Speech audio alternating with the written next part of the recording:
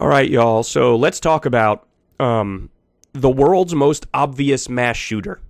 Okay, so NBC News says Highland Park shooting, person of interest. By the way, they've now caught him. Left online trail of violent imagery. Social media profiles show he performed as a rapper who went by the name Awake, whose recent music videos included depictions of mass murder. Now, if you think that's crazy, we're just getting started. I got a lot more to share with you here. So they say Robert Bobby E. Cremo III, the person of interest identified by police after Monday's shooting in a Chicago suburb that killed 7 people and wounded 47 others. By the way, I'm sure that number is going to go up. You know, we killed 7 people, wounded 47. That means by the time this is said and done, the number of killed is going to be way above 7. Left a long trail of tributes to mass shootings and public killings on social media platforms, according to numerous profiles that appear to belong to him. Cremo performed as a rapper who went by the name Awake, whose recent music videos included depictions of mass murder. Cremo's most recent video, posted to YouTube, showed him in the aftermath of a school shooting. It ends with Cremo draping himself in the American flag. Another music video showed a cartoon depiction of a man wearing a shirt with his YouTube channel's logo on it, holding a long gun and being shot by police. The YouTube account that hosted his videos, which had previously been accessible to the public, was unavailable Monday night.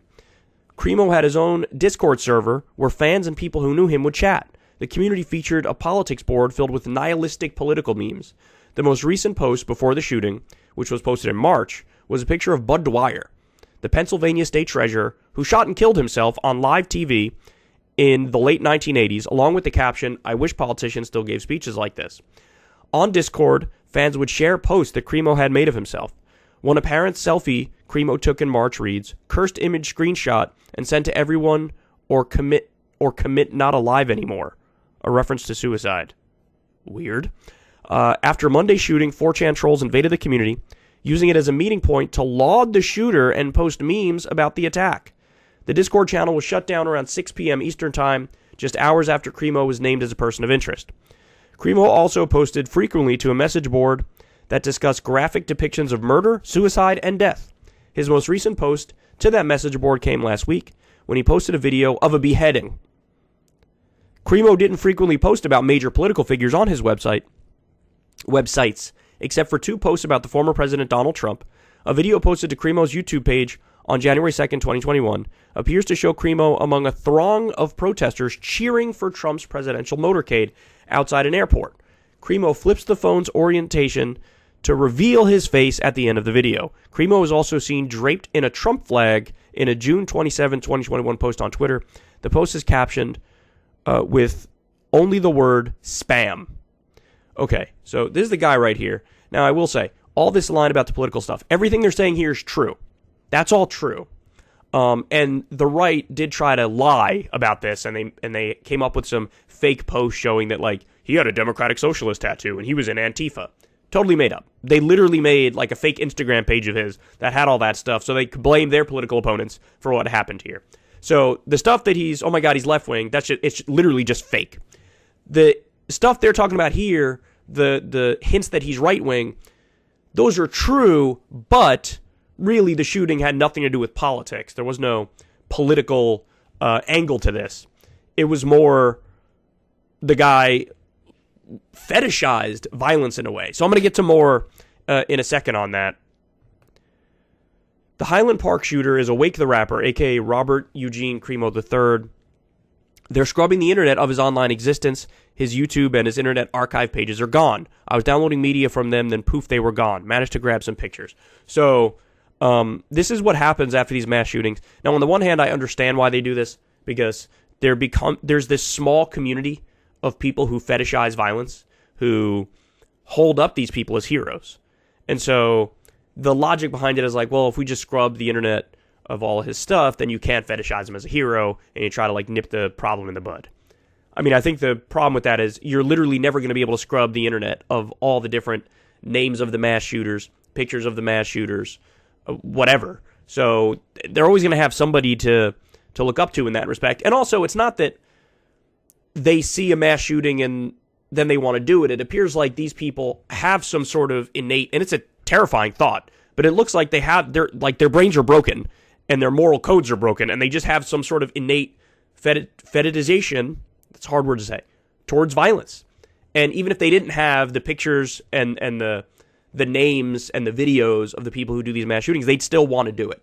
So anyway, these are some of the pictures of the guy. You're going to see, man.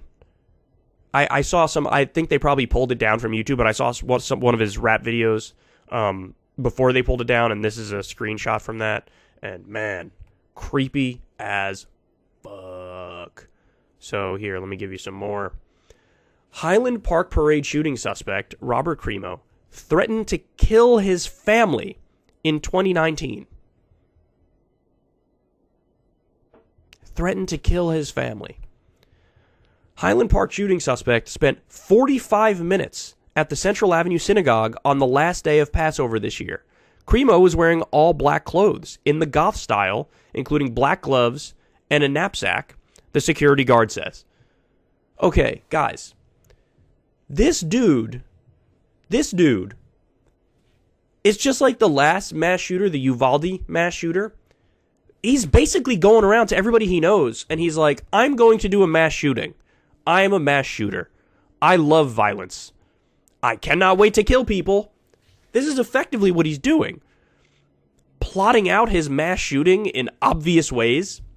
Clearly a deranged individual who has fetishized violence, like on his social media outlets, in his songs, etc. And then, you know what ended up happening? After there was already a trail of breadcrumbs. It wasn't a trail of breadcrumbs. It was a trail of bread loaves.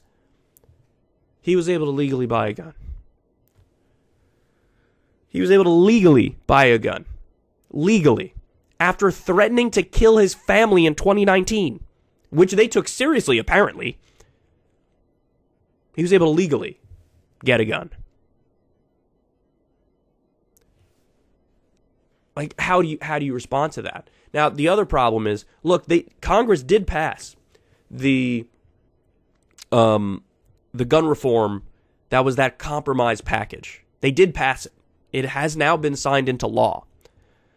But, you know, as was the commentary at the time, it's very, very weak. So if we have 39,000 gun deaths a year, which we do in this country, maybe you reduce it to 38,000 or 37,000 with the package of reforms that are now being implemented. But now we're in a position where no matter what kind of a mass shooting happens, no matter how many deaths there are, no matter who's responsible for it, Congress gets to turn around and say, look, hey, we did what we could do.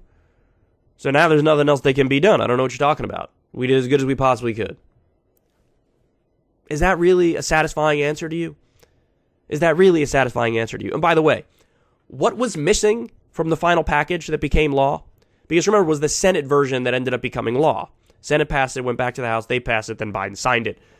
It didn't have a red flag law in it, a national red flag law. When a red flag law is the most straightforward thing you can support if you actually want to nip these mass shootings in the bud. Again, you can't have these. This guy was the world's most obvious mass shooter. Look at him. Look at him. Look at him. Listen to him. Go to his social media accounts and see what he was saying. Talk to his friends. Talk to his family. Walking around in all black, scoping out fucking synagogues. There couldn't have been any more red flags. There were red flags on top of red flags within red flags draped in a red fucking flag. And he was able to legally get a gun. So the best policy change to stop somebody like this from doing a mass shooting when he's showing all of the signs is to have a process the second he shows one sign. Not the 17 signs he did show, when he shows one sign. You have a process set up where it's like, I don't know, dog. One person blows the whistle and they can legally confiscate his guns. You lay out, hey, here's the problem. And then, you know, a reasonable independent committee says, yeah. Come on, what are we talking about? This guy can't have guns. Who are we kidding? This guy? This guy.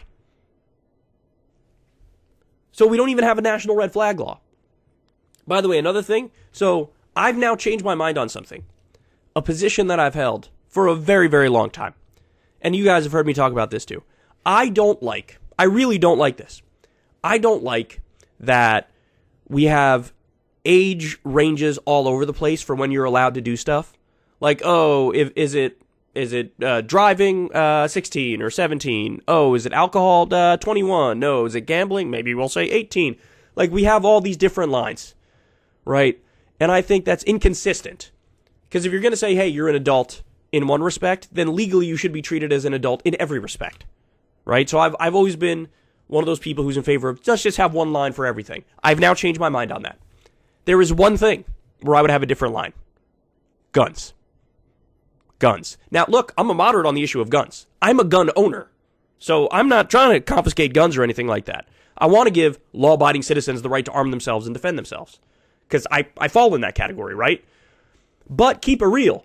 So many of these mass shootings, statistically, definitely a plurality, maybe a majority of these mass shootings are young men. Young men.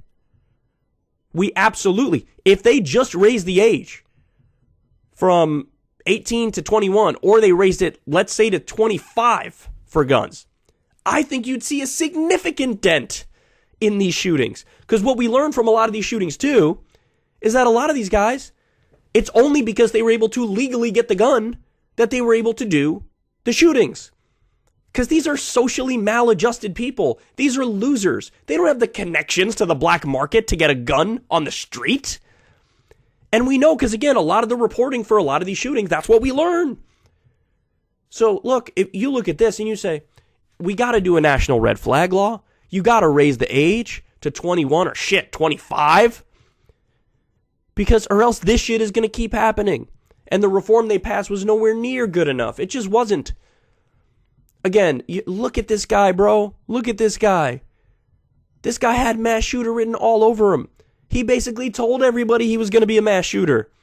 And he was able to waltz in and legally get a gun like it was no problem whatsoever. I just think that's idiotic. And you should too. And that's what frustrates me about this. Is like we have solutions that are staring us in the face. Solutions are spitting in our eye. And we're like, solution? What's a solution? I don't even know what you're talking about. There's nothing we can do about anything ever.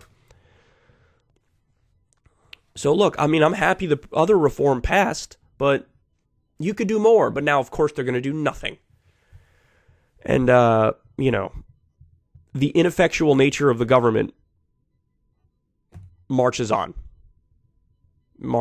So hopefully I don't have to do another segment about a mass shooter, but it's just a matter of time, and then I will. If you want to see me and Crystal Ball interview legends like Noam Chomsky, Cornel West, and more, subscribe to Crystal Kyle and Friends on Substack.